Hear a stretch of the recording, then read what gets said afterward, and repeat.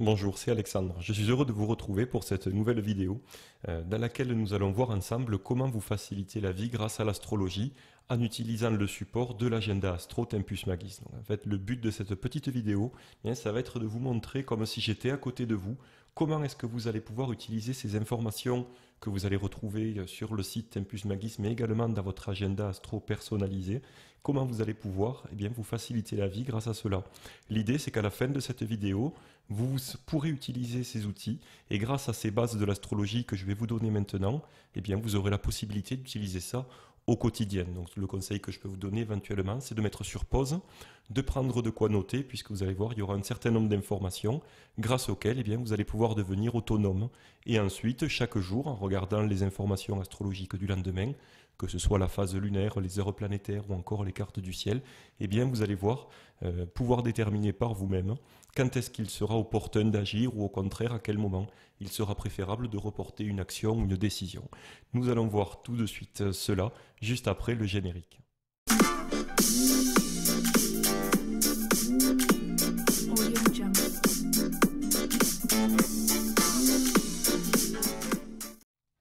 La première des choses à considérer lorsque vous vous demandez si ça va être le bon moment d'agir, ça va être de regarder, et c'est d'ailleurs ce qui est le plus connu traditionnellement, c'est de regarder quelle est la phase lunaire en cours ou la phase lunaire qui se déroulera lorsque vous allez passer à l'action, lorsque vous allez agir. Comme vous le savez, une phase lunaire complète de la pleine lune à la pleine lune suivante dure environ 29 jours et demi. Donc ce qui va se passer, c'est que les phases lunaires vont être décomposées en deux étapes importantes, de la nouvelle lune jusqu'à la pleine lune, c'est-à-dire en phase croissante, phase lunaire croissante, que vous allez pouvoir utiliser pour attirer, pour augmenter, pour faire croître et pour développer. Donc si par exemple vous voulez créer une nouvelle activité, si c'est une nouvelle affaire que vous voulez lancer, bien évidemment vous allez vouloir que ça se développe et que votre chiffre d'affaires augmente, ou que les choses aillent dans le bon sens, et bien dans ce cas-là, il sera préférable de débuter cette action, cette activité, entre la nouvelle lune et la pleine lune, en période, en phase de lunaire croissante. Ensuite, après la pleine lune, jusqu'à la nouvelle lune suivante, va débuter donc la phase décroissante, qui elle sera utilisée beaucoup plus pour bannir, pour diminuer, pour supprimer quelque chose ou pour chasser quelque chose de votre existence, de votre vie ou de votre quotidien.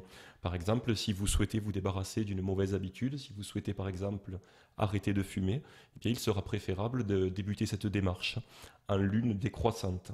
Au contraire, comme on l'a vu, pour créer quelque chose que vous souhaitez voir augmenter, vous choisirez d'agir en phase lunaire croissante. En revanche, ce qui est important de comprendre, c'est que la nouvelle lune comme la pleine lune sont en réalité des transits astrologiques. C'est-à-dire que la nouvelle lune correspond à un moment où la lune et le soleil seront alignés dans le ciel, c'est-à-dire en termes d'aspect, ils seront conjoints.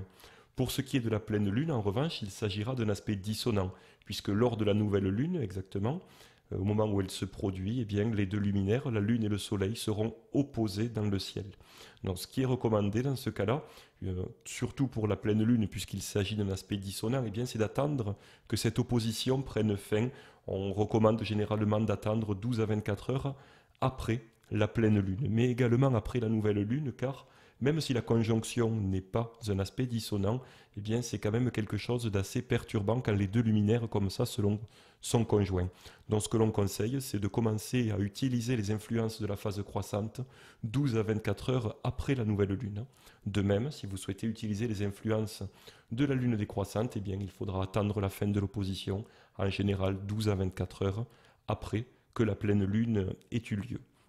Ensuite, la deuxième chose, ça va être de considérer les heures planétaires. Donc pour cela, nous allons parler de la notion de significateur. Le significateur, ce sera simplement la planète du septénaire, donc les 7 planètes utilisées en astrologie traditionnelle que vous avez sous les yeux, donc la Lune, le Soleil, Mercure, Vénus, Mars, Jupiter et Saturne. Donc le significateur, ça va être la planète qui va gouverner l'action que vous allez entreprendre. C'est-à-dire qu'en fonction de votre objectif, de votre but, vous allez vous placer sous les influences d'une planète particulière. Voilà ce que c'est que le significateur. Par exemple, et c'est là si vous avez de quoi noter que vous allez pouvoir conserver ces éléments, sinon vous pouvez vraiment mettre sur pause et prendre un papier pour noter ça, parce que c'est vraiment important pour choisir le meilleur moment pour agir, que ce soit en utilisant les heures planétaires ou d'autres techniques d'astrologie élective. Cette notion de significateur est vraiment essentielle. Donc, en ce qui concerne par exemple la Lune, eh bien, vous allez vous placer sous les influences de cette planète pour des activités liées au foyer, à la famille, à la maternité. Également pour développer votre intuition, votre réceptivité, votre imagination, par exemple pour des activités de divination, de médiumnité, partout où vous allez devoir augmenter votre intuition et votre réceptivité. Mercure, quant à elle, sera utilisée plus pour des activités intellectuelles, des études, l'écriture par exemple, mais également pour la communication et le commerce. Donc tout ce qui va être des activités de négociation ou par exemple de signature de documents vont être régies par la planète Mercure. En ce qui concerne Vénus, le petit bénéfique, alors comme tout un chacun sait, effectivement c'est la planète de l'amour, du romantisme, de la beauté. Vénus gouverne également les activités artistiques, tout ce qui va être lié au plaisir, à la douceur, à la diplomatie, à la paix. Une chose que l'on sait un petit peu moins, mais Vénus est également le significateur de l'argent et des finances. Le Soleil, quant à lui, va représenter la réussite professionnelle. Il va vous permettre d'obtenir et de rechercher la reconnaissance et le statut social. C'est également une planète dont vous allez pouvoir utiliser les influences lorsque vous allez souhaiter obtenir des faveurs ou obtenir quelque chose de personnes haut placées ou de personnes influentes. Enfin, le Soleil va vous aider dans toutes vos démarches liées à la vitalité et à la santé. Mars, quant à lui, est la planète du courage, de l'activité et de la compétition. C'est une planète qui va vous aider à développer et à faire croître la passion et la détermination. Donc si vous avez vraiment quelque chose de difficile qui va vous nécessiter de l'endurance, pas forcément de l'endurance, ce sera plus Saturne, mais du courage qui va nécessiter, par exemple, dans le cadre d'une compétition, eh bien vous allez choisir d'agir sous les influences de Mars. Jupiter, le grand bénéfique, comme il est appelé dans l'astrologie traditionnelle, va vous permettre de développer, d'augmenter et d'accroître. C'est traditionnellement une planète que l'on va utiliser pour la réussite et le succès. C'est une planète également qui va apporter la chance et qui va vous aider dans toutes les démarches de voyage lointain, tout ce qui va être lié notamment à l'étranger, mais également au jugement et à la justice. Enfin, Saturne est une planète dont vous allez pouvoir utiliser les influences dans toutes les activités qui vont nécessiter une longue durée pour se développer, toutes les activités sur le long terme, tout ce qui va nécessiter également une action méthodique et lente de la structuration. C'est aussi une planète qui va favoriser l'introspection, la méditation et la prière. Enfin, Saturne vous aidera également pour mettre fin à quelque chose. Nous prenions tout à l'heure l'exemple d'une lune décroissante pour, par exemple, mettre fin à une mauvaise habitude. Eh bien, vous pourrez choisir une lune décroissante et de vous placer sous les influences de Saturne. Ce que nous allons voir maintenant, c'est comment est-ce que vous allez faire en utilisant l'astrologie et notamment les heures planétaires pour vous placer sous les influences et bénéficier des influences d'une planète particulière. Donc, comme nous l'avons vu ici par exemple, vous avez demain un rendez-vous pour négocier quelque chose ou signer un document, vous chercherez tout naturellement à vous placer sous les influences de Mercure. Eh bien, nous allons voir dans la suite de cette vidéo comment vous allez pouvoir faire précisément cela et surtout très facilement. La première des correspondances à connaître est la correspondance entre les 7 planètes du septénaire et les 7 jours de la semaine. Comme vous le voyez à l'écran, chaque jour de la semaine correspond à l'influence d'une planète particulière. Donc pour le lundi, ce jour va être placé sous l'influence de la Lune. Pour le mardi, ce sera Mars. Pour mercredi, ce sera Mercure. Pour jeudi, Jupiter. Vendredi, Vénus. Pour samedi, ce sera Saturne. Et pour dimanche, donc, c'est un jour qui sera placé sous les influences du Soleil. Donc il ne vous a pas échappé que d'un point de vue étymologique, tout ça se ressemble, puisqu'effectivement, en latin, les jours de la semaine, en fait, depuis l'époque romaine et bien avant, dans l'Antiquité, en fait, étaient déjà liés aux 7 planètes du septénaire, les 7 planètes qui étaient connues à l'époque et qui sont donc observables à l'œil nu. Les planètes transsaturniennes, donc au-delà de Saturne, Uranus, Neptune et Pluton ayant été découverts que récemment, au 18-19e siècle, et même 20e siècle pour Pluton, eh bien, ces planètes n'étaient pas connues, n'étaient pas utilisées. Donc nous, dans notre démarche d'astrologie traditionnelle, d'astrologie élective, Pour choisir le meilleur moment pour agir, nous allons nous référer aux techniques les plus anciennes qui sont utilisées depuis l'Antiquité et qui donnent donc d'excellents résultats et qui ont en plus l'immense avantage d'être faciles à mettre en œuvre et d'être faciles à utiliser. Donc comme vous venez de le voir, l'une des choses principales à vraiment retenir, c'est qu'à chaque jour de la semaine va correspondre l'influence d'une planète. Donc pour reprendre l'exemple d'une négociation que vous souhaitez prévoir, donc vous placez sous les influences de Mercure, eh bien il sera préférable d'agir mercredi. Ce que nous allons voir maintenant, c'est ce mercredi, à quelle heure de la journée. Nous allons donc voir comment fonctionnent les heures planétaires et comment fonctionnent ces correspondances entre les heures de la journée et les 7 planètes du septénaire. Le tableau que vous voyez apparaître représente les heures planétaires telles qu'ils sont dessinés, tels qu'ils sont calculés dans l'agenda astro Tempus Magis. Donc comme vous le voyez ici, on a les heures planétaires d'un lundi, puisque systématiquement, la première heure planétaire du jour est placée sous l'influence de la planète du jour, étant donné que la première heure planétaire que vous voyez apparaître de jour dans ce tableau est la Lune, et que la Lune correspond au lundi, eh bien il s'agit d'un tableau qui correspond à un lundi. Donc, comme vous le voyez ici, il ne s'agit pas d'heures de 60 minutes. Les heures planétaires sont calculées en fait en fonction de l'heure dans le lieu où vous vous trouvez, puisque cela varie d'un lieu à l'autre, sont calculées ces heures planétaires en fonction de l'heure à laquelle va se lever et se coucher le soleil au jour pour lequel vous calculez ces heures et le lieu. C'est pour cette raison d'ailleurs que dès que vous disposez de votre accès à l'espace membre Tempus Magis, je vous recommande de configurer le lieu de calcul. C'est très simple, ça se fait en 3 clics et ça vous permet immédiatement après de pouvoir afficher l'agenda astro pour la date de votre choix et de recevoir également tous les jours de l'année à 16 heures votre agenda astro personnalisé du lendemain dans lequel vous retrouvez ce tableau des heures planétaires, personnalisé bien sûr, pour le lieu de votre choix.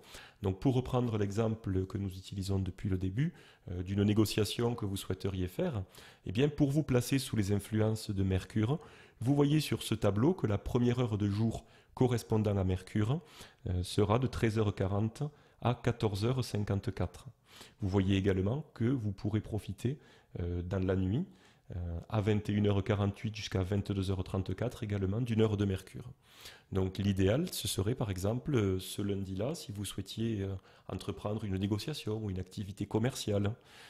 À ce moment-là, dans la mesure où vous auriez vérifié préalablement bien sûr que la phase lunaire correspond à vos souhaits, donc imaginons qu'il s'agisse de débuter une activité commerciale, étant donné que vous attendez un certain développement de ce côté-là, eh bien vous allez favoriser une période de lune croissante.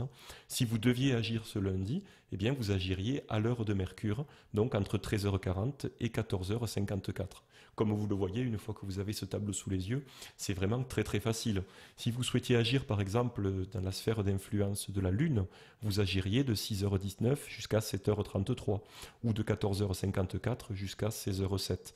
Si vous aviez quelque chose, par exemple, des démarches à faire, par exemple, par rapport au foyer, par rapport à la famille, par rapport à la maternité, ou également, pourquoi pas, une séance de divination, de voyance ou de médiumnité, eh bien, pour développer votre intuition, vos ressentis, eh bien, vous pourriez, par exemple, agir ce lundi, qui est régi par la Lune, à l'heure de la Lune.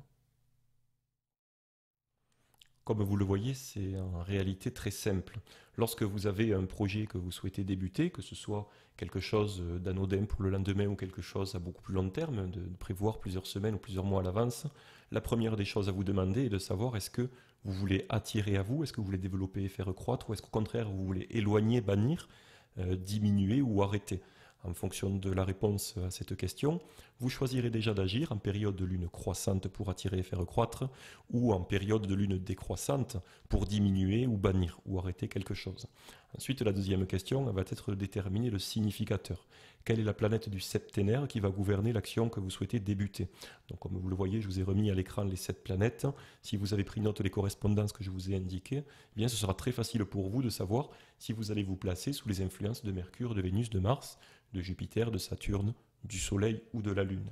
Ensuite, le troisième point que nous allons aborder, ce seront des vérifications qui vont vous permettre de vous assurer, une fois que vous aurez choisi le jour qui correspond au significateur et l'heure qui correspond au significateur, et bien que les configurations astrologiques, que la carte du ciel ne soit pas néfaste, qu'il n'y ait pas un aspect qui ne convienne pas ou une configuration qui agisse au contraire comme un boulet astral qui vous empêche d'avancer, qui vous empêche de réaliser votre objectif.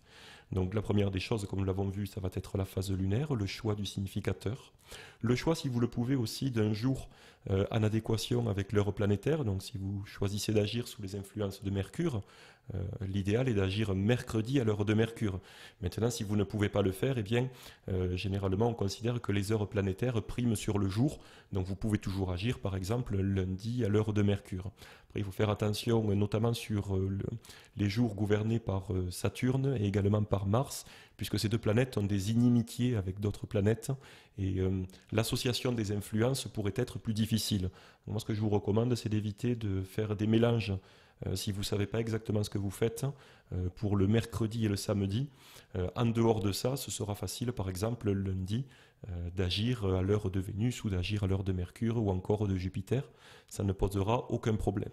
Donc voilà, puisqu'on ne peut pas tout le temps trouver la situation idéale, à savoir agir le jour de Mercure, donc mercredi, à l'heure de Mercure. Donc vous pouvez mixer ça un petit peu en fonction des jours et des semaines, voir pourquoi pas si vous avez deux significateurs, par exemple une activité commerciale eh bien, que vous allez vouloir favoriser, vous allez pouvoir agir par exemple un mercredi à l'heure de Jupiter ou au contraire un jeudi à l'heure de Mercure. Vous allez pouvoir associer comme ça deux significateurs. Mais il va vraiment être important de vérifier que les significateurs, par exemple, ne fassent pas ou ne reçoivent pas d'aspect dissonant. Il va être important de vérifier également qu'ils ne soient pas rétrogrades. Il va être important aussi de vous assurer qu'ils ne soient pas conjoints au nœud lunaire sud. Donc tout ça, nous allons voir une carte du ciel et voir comment repérer ces configurations.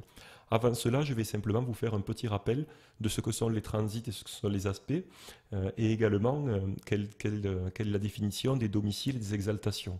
De cette manière, quand nous prendrons la carte du ciel sous les yeux, vous verrez immédiatement de quoi je veux vous parler et vous pourrez l'utiliser par la suite très facilement.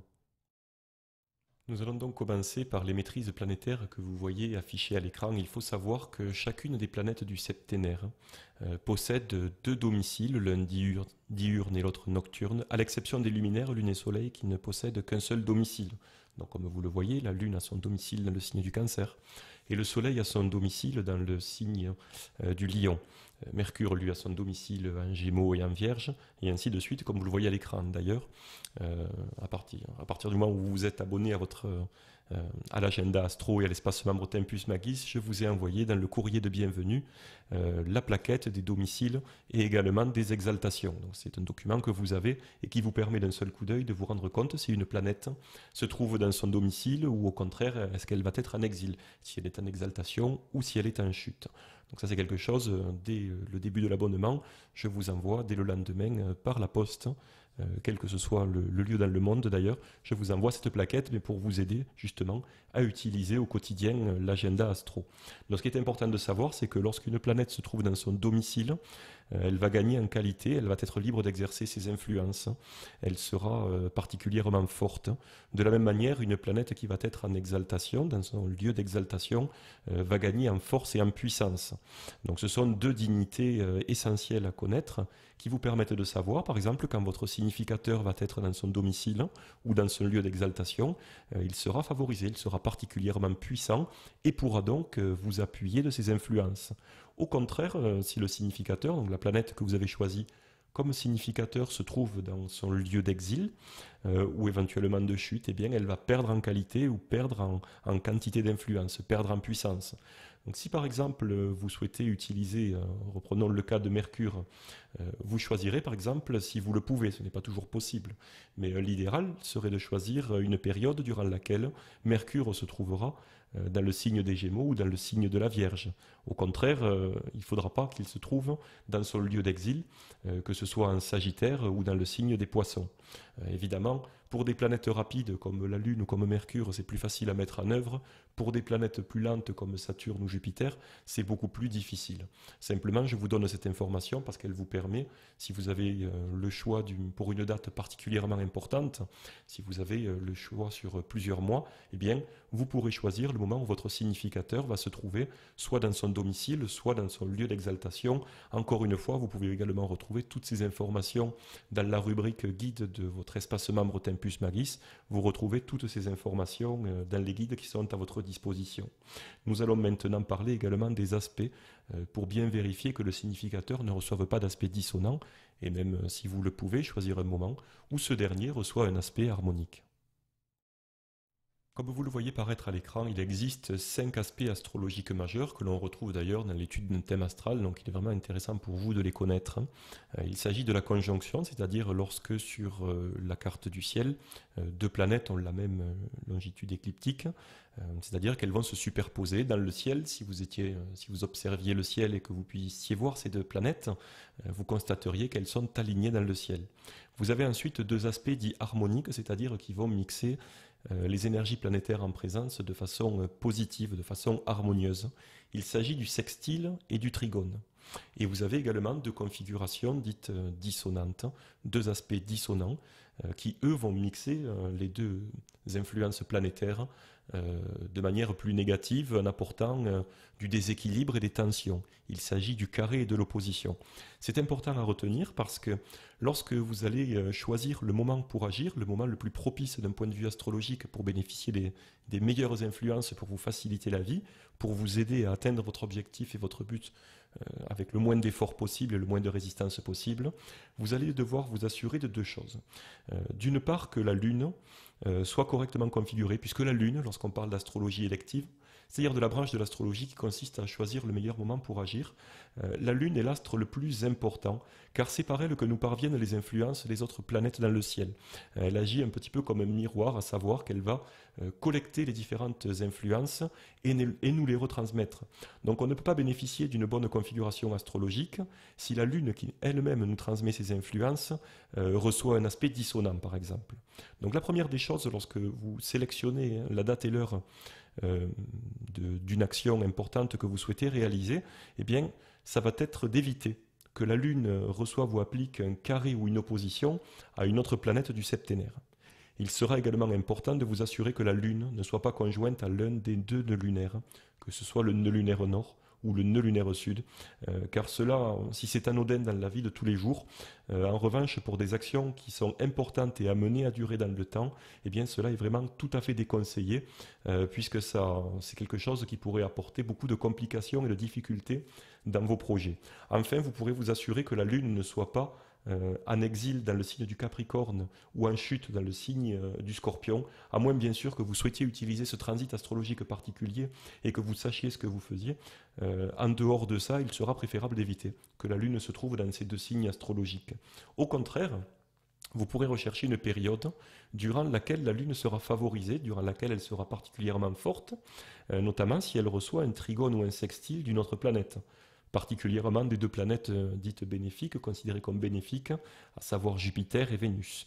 Vous pourrez également choisir une période durant laquelle la Lune est forte, car dans son domicile, comme nous l'avons vu tout à l'heure, le signe du Cancer, ou en exaltation dans le signe du Taureau. Ça, c'est les premières vérifications que nous avons fait au niveau de la Lune, puisqu'effectivement, lorsque vous utilisez l'astrologie pour choisir le meilleur moment pour agir, il faudra vraiment faire en sorte d'éviter que la Lune soit maléficiée, vraiment éviter que la Lune reçoive de mauvais aspects ou qu'elle soit conjointe au nœud lunaire, comme nous l'avons vu. La deuxième chose importante, eh bien, ça va être de fortifier votre significateur. Je vous le rappelle, le significateur est la planète de laquelle vous souhaitez bénéficier des influences. Donc vous allez chercher à éviter évidemment que cette planète reçoive ou n'applique un carré ou une opposition, un aspect dissonant. Vous allez également éviter qu'elle soit conjointe au nœud lunaire sud, non pas que ce dernier soit maléfique ou négatif en lui-même, mais il a la propriété de diminuer, d'abaisser les influences, qu'elles soient positives ou négatives, de la planète à laquelle il est conjointe. Enfin, pour les planètes qui peuvent entrer en rétrogradation, c'est-à-dire toutes les planètes du septénaire, à l'exception des luminaires, de la Lune, du Soleil, qui eux sont toujours en sens direct, ne sont jamais rétrogrades, mais pour les autres planètes, Mercure, Jupiter, Vénus, Saturne ou Jupiter, ces planètes peuvent être rétrogrades à certains moments, et ça d'ailleurs vous le voyez sur les cartes du ciel que vous pouvez visualiser dans votre espace membre Tempus Magis, pardon, mais également dans les cartes du ciel que vous recevez tous les jours par email dans votre agenda astro, vous avez la notification des planètes qui sont rétrogrades. Donc vraiment, vous ne pouvez pas passer à côté. Mais il faut vraiment éviter de débuter quelque chose qui soit placé sous les influences de cette planète, de débuter quelque chose de nouveau lorsqu'elle est rétrograde. Au contraire, vous rechercherez des périodes durant lesquelles le significateur reçoit un trigone ou un sextile de la part des planètes du septénaire, particulièrement comme on l'a vu des planètes dites bénéfiques de Jupiter ou de Vénus. Vous pourrez également rechercher une période à laquelle le significateur sera dans son domicile ou dans son lieu d'exaltation. Ça, vous pouvez le voir effectivement dans la rubrique guide de votre espace membre Tempus Magis ou sur la plaquette que je vous ai envoyée avec votre courrier de bienvenue. Donc, comme nous venons de le voir, les règles sont finalement assez simples. Il suffit en fait d'un petit peu d'entraînement. Je vais maintenant vous montrer ce que ça donne sur un agenda astro et vous allez voir que d'un seul coup d'œil, vous allez pouvoir visualiser toutes ces informations et savoir si le moment est opportun pour agir ou si au contraire il vaut mieux reporter votre projet, votre activité pour ne pas courir le risque de vous attacher un boulet astrologique à la cheville qui serait vraiment pénalisant pour la suite des événements. Vous le voyez, nous avons maintenant sous les yeux un agenda astro pour le lundi 13 mai 2019. C'est l'équivalence que vous voyez là de ce que vous allez recevoir chaque jour dans votre boîte mail ou ce que vous recevez d'ailleurs déjà chaque jour dans votre boîte mail. Si vous êtes abonné à l'agenda astro Tempus Magis, vous recevez ces informations pour le lendemain, bien évidemment configurées pour le lieu de votre choix. Donc, je vous montre rapidement cette petite manipulation. À partir du moment où vous vous trouvez à l'accueil de votre espace membre Tempus Magis, il vous suffit dans personnalisation de choisir le lieu de calcul et très facilement ici, vous pouvez choisir la ville. Si par exemple nous souhaitons configurer Paris, il suffit de taper la ville en toutes lettres ici, de faire rechercher, de sélectionner. À partir du moment où ces trois onglets sont saisis automatiquement, vous cliquez sur enregistrer et comme vous le voyez, la modification est effectuée. Votre agenda astro donc se calcule pour le lieu que vous avez sélectionné, donc pour Paris. Nous allons revenir à l'exemple de notre lundi 13, puisque cette fonctionnalité dans votre espace membre vous permet d'afficher l'agenda astro pour toutes les dates de votre choix, du passé, mais bien sûr de l'avenir. Donc si vous souhaitez choisir par exemple la meilleure date pour organiser un événement important, une activité importante dans les semaines ou les mois à venir, eh bien vous allez pouvoir afficher successivement différents agendas astro avec toutes ces données pour vraiment vous assurer que vous choisissez le meilleur jour ou que le jour que vous aviez sélectionné jusque-là ne tombe pas à un moment néfaste, par exemple lorsque la Lune est conjointe à l'un des nœuds lunaires ou que le significateur, par exemple, reçoit des aspects dissonants, notamment des maléfiques, à savoir Saturne ou Mars.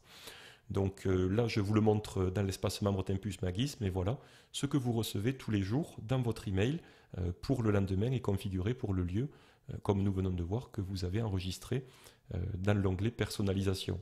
Donc l'agenda astro débute évidemment par le jour pour lequel il est calculé ainsi que le lieu pour lequel il est calculé, comme vous voyez ici. Ensuite, on a immédiatement après un état du cycle lunaire en cours. Donc nous sommes donc l'agenda astro du 13. On se rend compte que le 13, on est donc en lune croissante, la fraction illuminée de la lune de 66%. Et nous sommes en cycle tropique, donc en lune descendante. Donc ça, je ne vais pas vous en parler maintenant pour ne pas faire une vidéo trop longue, mais vous retrouverez toutes les informations sur le cycle tropique et sur la manière d'utiliser le cycle tropique, donc la lune montante et descendante, dans le guide des influences lunaires que vous pouvez retrouver ici dans cet onglet guide. Donc ça vous permet également de voir quand est-ce qu'aura lieu la nouvelle pleine lune, donc le 18 mai 2019, et vous savez qu'à partir de ce moment-là, eh bien, la lune entrera en phase décroissante. De même, la prochaine nouvelle lune aura lieu le 3 juin 2019, et vous savez qu'à partir de cette date, la lune débutera sa phase croissante.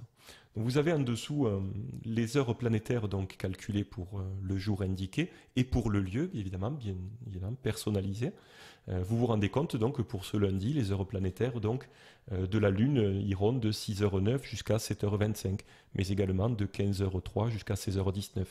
Les heures planétaires de nuit pour ce lundi iront de 22h51 à 23h35, et bien sûr vous avez ici de 3h57 à 4h40.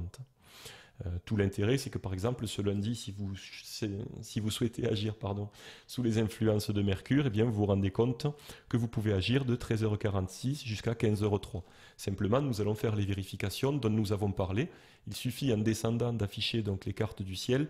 Donc pour midi et pour 21h, elles sont donc systématiquement incluses dans votre agenda astro, sachant que vous pouvez choisir le type de zodiaque que vous voulez utiliser. Par défaut, il s'agit du zodiaque sidéral, puisque c'est celui que je recommande. Mais vous pouvez tout à fait, dans l'onglet de configuration et de personnalisation, demander à recevoir vos cartes du ciel en zodiaque tropical. Donc comme on le voit immédiatement, pour la carte du ciel la plus proche de l'heure de Mercure, donc par exemple à 13h46, on va regarder la carte du ciel de midi, eh bien la Lune se trouvera dans le signe du Lion, donc elle ne sera pas en fâcheuse posture, elle ne sera pas ni en exil dans le Capricorne, ni en chute dans le signe du Scorpion. Elle sera également en trigone avec Mercure, donc Mercure sera particulièrement favorisé par cet aspect harmonique, puisque rappelez-vous que le trigone, tout comme le sextile, sont des aspects harmoniques. Le code couleur est ici de toute façon rappelé en légende, donc vous ne pouvez pas vous tromper. Au départ, effectivement, il faudra jeter un œil dessus, mais très rapidement, vous verrez que les codes couleurs que j'utilise pour afficher les aspects dans toutes les cartes du ciel sont les mêmes sur toutes les cartes de votre espace membre. Donc très rapidement, vous aurez assimilé ce code couleur, et d'un seul coup d'œil, vous vous rendrez compte effectivement que la Lune est en trigone avec Mercure. Donc vous verrez que Mercure est donc favorisé. La Lune ne reçoit pas d'aspect dissonant, elle n'est donc pas conjointe au nœud lunaire nord, que vous voyez ici matérialisé sur la carte, ici et ici, et elle applique un aspect harmonique. En ce qui concerne le significateur, si par exemple c'était pour des négociations, une action commerciale ou une activité intellectuelle, puisque le significateur de toutes ces actions-là est Mercure, vous vous rendez compte que lui-même est favorisé, puisqu'il est en trigone avec la Lune. Il n'est pas en exil ni en chute. Donc vous vous rendez compte qu'il sera tout à fait favorable ce jour-là d'agir, par exemple, pour des actions sous les influences de Mercure. Et effectivement, vous agirez à ce moment-là à l'heure de Mercure. Comme vous le voyez à droite, vous avez les positions des planètes sur le zodiaque. Et vous avez ici, donc, pour les planètes qui sont rétrogrades, un R majuscule qui précède les coordonnées de la planète. Donc vous vous rendez compte immédiatement que Jupiter, par exemple, et Saturne sont rétrogrades. Vous ne pouvez pas le manquer. Si Mercure avait été rétrograde, eh bien, vous auriez eu un R majuscule juste avant les coordonnées de Mercure. Donc vous vous seriez rendu compte que le significateur de votre action étant rétrograde, le jour n'était vraiment pas bien choisi pour cela. Donc voilà, nous venons de voir les différentes informations que vous pouvez afficher d'un seul coup d'œil, donc que vous recevez, comme je vous le disais, par email chaque jour, dans la mesure où vous êtes abonné à l'agenda Astro Tempus Magis, et que vous pouvez retrouver pour toutes les dates de votre choix, en plus de tous les autres outils astrologiques, évidemment, que vous pouvez retrouver dans l'espace membre Tempus Magis. Donc j'espère maintenant qu'avec toutes ces informations, vous allez pouvoir passer à la pratique. Vous allez pouvoir retrouver également dans le guide des heures planétaires ici un rappel de ces informations, et vous avez notamment une mise en pratique à la fin, un petit exemple, et passer à la pratique. Je vous recommande vraiment le plus rapidement possible de pratiquer, d'agir. Chaque jour, lorsque vous recevez votre agenda astro, lorsque vous l'avez sous les yeux, eh bien, je vous recommande au moins de vous demander, tiens, aujourd'hui par exemple, on est jeudi, quelle est la planète liée à jeudi? C'est très facile, c'est Jupiter. Et puis de regarder pour le lendemain, à ce moment-là, ce sera vendredi, placé sous les influences de Vénus, de vous demander, d'accord, quelles seront les heures correspondantes aux heures planétaires de Vénus. Et puis de jeter un coup d'œil à la carte en dessous, de voir comment Vénus sera configurée. Est-ce qu'il recevra un aspect harmonique ou pas? Comment est-ce que la Lune sera configurée aussi? Est-ce qu'elle recevra un sextile, un trigone, ou au contraire une opposition, un carré? Est-ce qu'elle sera conjointe au nœud lunaire? Voilà, toutes ces choses-là, de vous poser cette question. Ça ne vous prendra que quelques secondes ou quelques minutes, mais je vous garantis que si vous faites ça chaque jour, au bout de quelques semaines ou de quelques mois, eh bien cela vous sera tout à fait naturel. Et d'un seul coup d'œil, vous verrez qu'est-ce qui sera favorable pour vous le lendemain. Et ce sera également très facile de choisir la date pour des activités importantes. Donc, comme vous le voyez, l'agenda astro vous permet d'un seul coup d'œil d'avoir les informations importantes du lendemain, mais aussi de toutes les dates de votre choix. Ça vous permettra donc de prévoir l'heure d'un rendez-vous pour le lendemain, ou que ce soit l'heure ou le jour de création d'une société, ou encore, pourquoi pas, la date d'un mariage. L'agenda astro vous permet de ne plus agir en fait contre le courant astral, contre le courant astrologique, hein, mais au contraire de vous faciliter la vie grâce à l'astrologie. Et je dois vous avouer que grâce à cet outil, eh bien, ça n'a jamais été aussi simple. Donc voilà, vous retrouvez en description de cette vidéo tous les liens pour avoir toutes les infos. Et si vous souhaitez, si ce n'est pas déjà fait, si vous souhaitez donc créer votre accès à l'espace membre Tempus Magis pour afficher les agendas astro et recevoir également chaque jour dans votre boîte mail l'agenda astro du lendemain personnalisé, eh bien vous retrouvez l'adresse en description de cette vidéo. Je vous dis à très bientôt. Bye.